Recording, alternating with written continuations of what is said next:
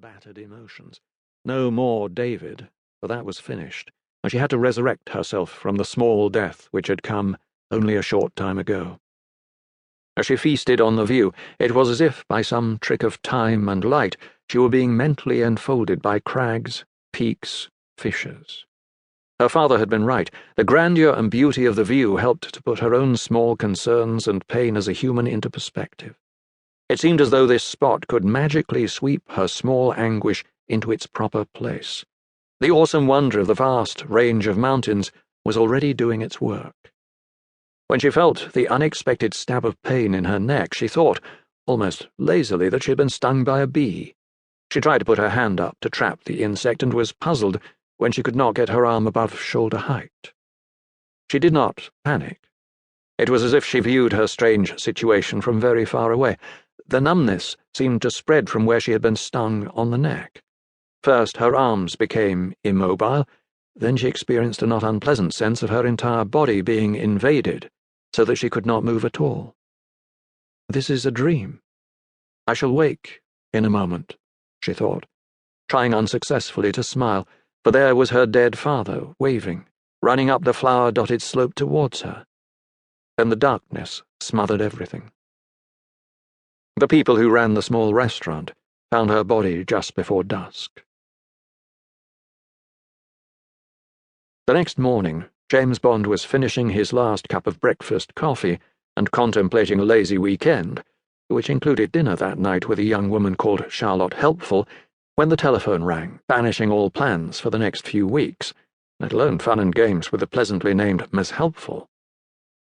"Before we begin, Captain Bond, I'd like you to take a look at this photograph." M slid a matte 8x10 black and white print across his desk. His mood had been somber from the moment Bond had entered the room. It had been Moneypenny, the chief's secretary, who summoned Bond to the suite of offices occupied by M and his personal staff on the 9th floor of the anonymous building overlooking Regent's Park. "You're to go straight in. Take no notice of that." She had nodded towards the door above which the familiar red "Do Not Enter" light flashed. As Bond took a pace forward, Moneypenny dropped her voice. "He's got a pair of our sisters in there." She gave him a quick little smile before looking away, a fierce blush scalding her cheeks. The torch she carried for James Bond was no secret to anyone in the building. The sisters were a man and woman from the security service MI5, introduced to Bond as Mr. Grant and Miss Chantry, a portly man dressed in the dark-suited Whitehall uniform and a rather frumpish young woman, sitting to attention, inflexible, with her backside perched on the edge of her chair. Both of these officers looked uncomfortable, for members of the security service are seldom at ease when circumstances force them to ask favours of the Secret Intelligence Service.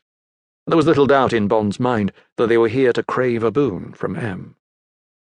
He glanced at the photograph of a young woman, possibly in her early 30s, with light blonde hair and a pixie-ish pleasant face. "Should I recognize her, sir?" Bond raised his eyebrows in query. "Only you can answer that, Captain Bond." M remained unsmiling. "I am aware that there are occasional cross-fertilizations between our service and our sisters." "She's one of yours?" Bond addressed Miss Chantry. "Was one of ours." Impatient, but somehow full of suspicion. He thought he could also detect a tiny fleeting stab of pain in her voice, and saw it pass across her face, there 1 minute, gone the next. He turned back to his chief. "No, sir. No, I don't recognize the young lady." M nodded, then looked across at Grant. "Tell him what you've just told me." His tone was not unfriendly, but nobody could doubt that the old man was in one of his tough, all-business moods. Grant, in his mid-40s, had a prissy mouth and a tendency to be fussy, his hands constantly straightening his tie or brushing imaginary lint from his trousers. Bond put him down as a desk man, personnel, or accounts. After clearing his throat a couple of times and fiddling with his cufflinks, Grant began tentatively. "Her name is Laura March, age 35. Been with our service for 10 years.